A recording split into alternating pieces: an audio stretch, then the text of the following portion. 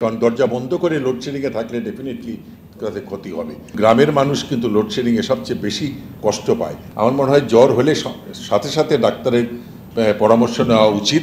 Load shedding তো আমি না, তবে আপনি যেটা প্রশ্নটা করলেন মেডিকেল প্রবলেমটা, সেটা আমি মনে করি জানলা দরজা খুলে রাখলে কিংবা বাইরে এসে, কারণ দরজা বন্ধ করে লোডশেডিংয়ে থাকলে ডেফিনেটলি তাদের ক্ষতি হবে। আর লোডশেডিংয়ের ব্যাপারে আমি যতটুকু জানি গ্রামে গঞ্জে যাতে কম লোডশেডিং হয় সে ব্যাপারে বোধহয় একটা নির্দেশনা আছে আর কি, ওইদিকে খেয়াল রাখার জন্য। কারণ শহরে তো সবারই একটা বিকল্প ব্যবস্থা থাকে, কিন্তু গ্রামের মানুষ কিন্তু লোডশেডিংয়ে সবচেয়ে বেশি কষ্ট পায়।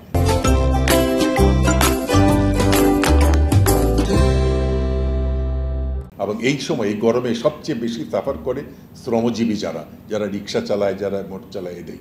তো আমাদের এই নির্দেশনাগুলো আমরা আমাদের হেলথ ওয়ার্কারদের মাধ্যমে শুধু ঢাকায় তো করলে হবে না, সারা দেশে, যেমন চুয়াডাঙ্গা না যশোরে বোধহয় সবচেয়ে বেশি, তাই না? আমি আজকে যশোরের সিভিল সার্জনের সঙ্গে কথা বলছি, চুয়াডাঙ্গারও, এবং এটা আমরা মনিটর করবো। আমি ওনাদেরকে বলছি যে মনিটর করার জন্য। এটুকু আমি যে ডাক্তার হিসেবে বলি, মন্ত্রী মহোদয় হিসেবে না, যে সমস্ত পেশেন্ট মারা যায় তারা বোধহয় দেরিতে হাসপাতালে আসে।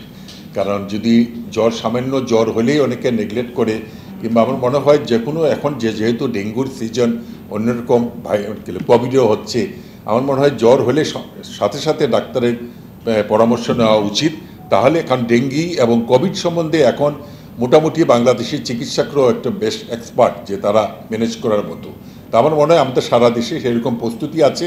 এবং এই যে হিট স্ট্রোক এবং যেটা বাচ্চাদের ব্যাপারেও কিন্তু আজকে থেকে আমরা একটা অনলাইন ট্রেনিংয়ের ব্যবস্থা করছি সারা দেশের ডাক্তারদেরকে, যে ইমিডিয়েটলি কী করা উচিত।